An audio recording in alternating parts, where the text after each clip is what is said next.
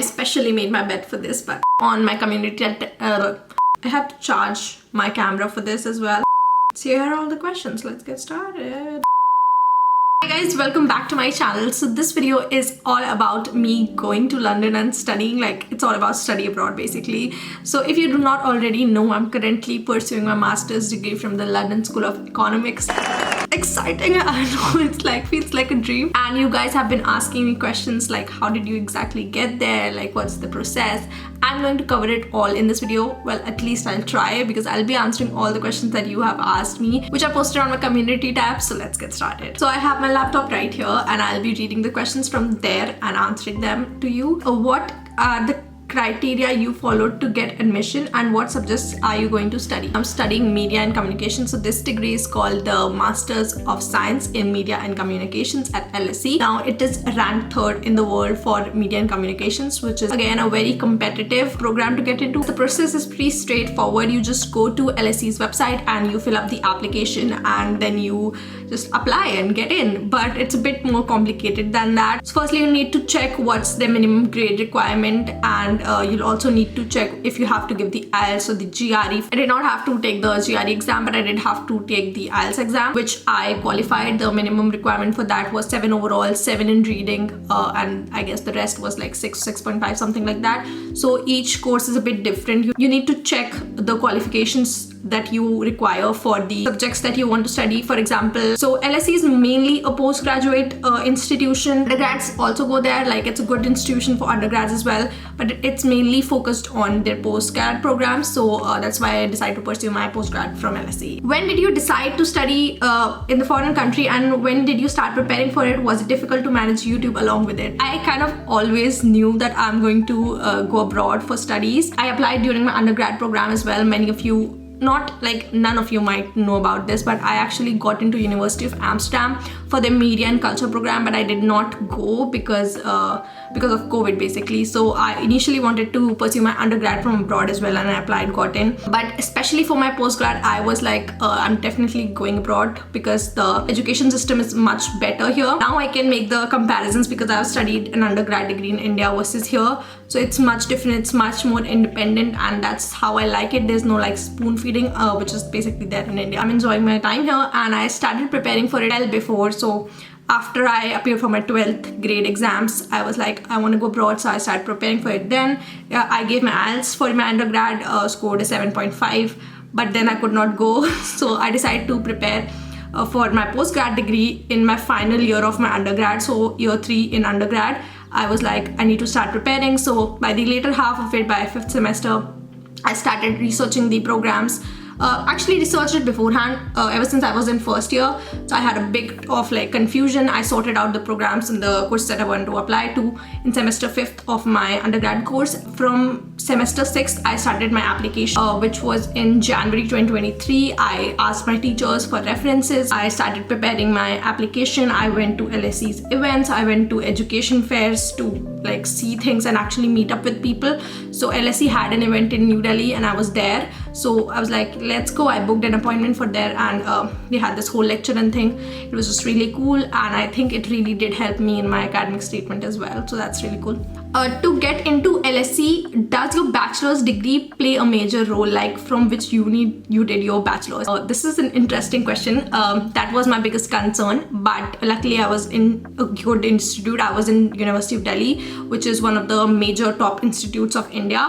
And to be honest, I think yes, it does play a role, even if it might not be like a very major role. It does matter where you are pursuing your undergrad from. So if you are pursuing it not from an accredited university, you might not even be able to apply. Like, I know some of the Punjab universities are not even eligible to apply like moving forward, so you might have to check that before applying, I'd say. But do not like get your hopes low if you come from not so a good university in your undergrad. I'd say still apply, like, because why not? At one point I was like, maybe I should not apply, and then my dad said, what's the worst that could happen? They could probably just reject you. And I did apply and I got in, so it was like a good. So I'd say apply, even if you don't have such a good undergrad. and make sure that you have something which makes up for that. For example, if you have good extracurricular activities or a passion project, make sure to involve that in your application, because that will make you stand out from the other applicants, even if your bachelor's degree comes from a lower ranked institution. Another question is how to apply to any foreign university. So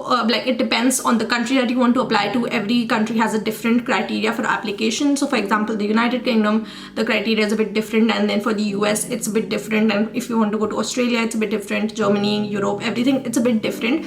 So I'd say research the country well. Like, do you really want to go to that country? For me, the top choices that I wanted to go were like UK, Europe, and United States of America. But again, the thing was that I was very sick, so my parents said do not apply to USA right now because it's very far and you won't be able to go. Can you make a full... Okay, by the way, I'll be making like a complete guide on how to apply to any university abroad in the coming videos, so make sure that you subscribe and turn on the notification bell so you don't miss out on any of those videos, which I'm going to upload very, very soon. A lot of people are also asking about the fees. If I got any scholarship, what was the application fees, or what was anything of that sort. So basically I'll clarify everything up for you, how I'm financing myself. The fees for my program was around £25,000 for 1 year. It's a 1-year program, the MSc in Media and Communications, and the fees for the overseas as well as the home students both is £25,000 approx. For the undergrads, it's a bit different for the home students as well as for the international. The international fees is much more. It's like almost double the amount for the home students. So again, it's a very expensive program if you are planning to do your undergrad from LSE or from any institution in the UK. LSE does support me in terms of my finances. They paid for £14,000 for my degree, which is like cool. It's more than 50%. That's why I kind of also opted for LSE. And so basically, if you're applying, I'd say research if they have any scholarships, if they have any financial aid. Most students do get like some sort of scholarship, financial aid, something of that sort. Some people also don't get it. So like, do not be very surprised if you don't get any support, and apply early again, because it also increases chance for you to get any scholarships. As for the application fees, there's an application fees of £80 which you like have to pay just for the application. Now it can also get waived off in some cases. And another question is also related to finance. Can a middle class family students go to study abroad for UK? Is it financially hard to survive? Can you go abroad to study in the UK? Of course you can, or any other country for that matter.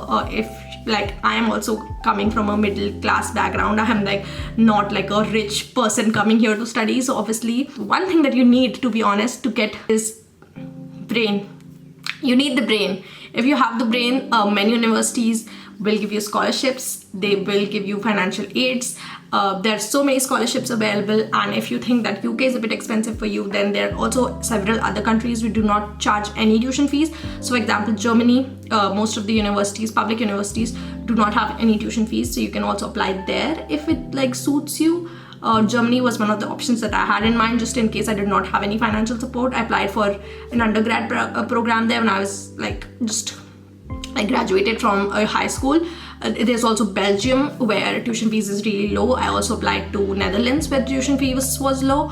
So there's loads of countries which have like no tuition fee or low tuition fees policy. You can follow my Instagram at samstudy_station, where I post about all this stuff. So you can just go and follow that account and ask me any questions on there, and I'll be more than happy to answer. And then which site did you apply to, and how to apply to foreign universities? Did you take any help from any agents? No, I did not take any help from any agents, to be honest. At first, when I was thinking of applying to the US, I was like taking help from these agents, because I was so convinced in my mind that I needed help from the agents. I was just like, oh my god, I'm willing to spend 2 lakh rupees just to get help from an agent. And I was like, stupid, because that's not how it works. You can apply on your own. I'd say do not take the help from any agent if you can, because most agents just like let you apply to any university, and in LSE actually you are not allowed to apply through an agent. You can only apply yourself. You're not allowed to take any help from any agent in the process of application, in the process of like your references, essays, anything of that sort. So you need to basically do everything on your own. So I'd say do not take any help from any agent if you can. Like there are also some circumstances where you kind of require, because you're very new to this. So I'd say sit back, research a bit more before applying, ask the people around you, also ask the people who have pursued that degree from that institution that you're applying to through LinkedIn. So basically just research more before applying. Did I move here alone? Yeah, kind of. Like I flew from New Delhi to London alone by myself. For the very first time, if I'm being very honest, I did not really travel that much alone, just from my hometown to Delhi. That's like the only place I've traveled back and forth alone, but coming here was a major decision. And some of you also asked if it was my decision, and I'd say yes, it was 100% my decision. Obviously, my parents have always supported me throughout. My family has been very supportive, and I think no one can reach like such a major milestone without the support from their family or friends. And so far, I'd say like all of my family and my friends as well have been very supportive, and my teachers also have been like, I'm very grateful to all of my teachers who helped me out in this application. So I'd say it's very important, like you need the support, because they are sort of the backbone for the entire application process, other than your own like talent and CV and all of that stuff. But like yeah, so basically the entire guide for the application process, I'm going to make a separate video on that next week. So make sure that you subscribe and turn on the notification bell. Follow me on Instagram, it's @samraddhi, and also follow my education page, which is called @samstudy_station on Instagram, as well as YouTube. I don't post that frequently on YouTube, to be honest, so just follow their Instagram, just follow the Instagram page. And you can also DM me on Sam Study Station if you have any questions regarding the application process. I'll be happy to help. And yeah, thank you so much for watching this video. I know it was a bit lengthy, but thanks, and I'll see you guys in my next video.